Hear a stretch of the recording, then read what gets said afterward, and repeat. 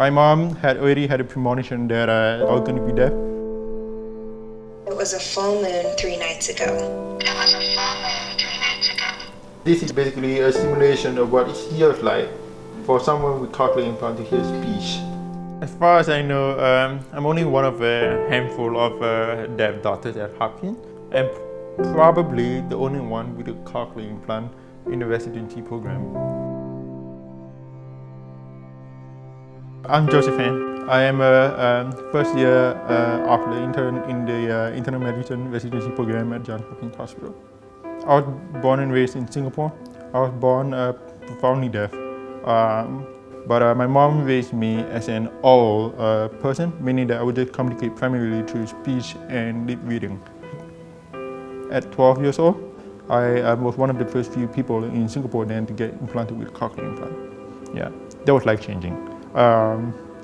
It opened like so many hearing doors that I've never had access to before.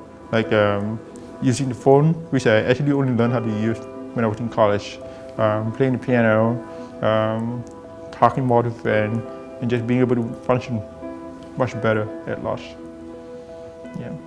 Basically, it's an immunosuppressive. I didn't really know I wanted to be a doctor until after my cochlear implant, and then realizing how well the cochlear implant worked for me. So I kind of wanted to give back. A lot of doctors that I've come up against really refuse to take into account what I have to say. So. I totally agree with you because ultimately every patient, not just deaf patients, they just want to be heard.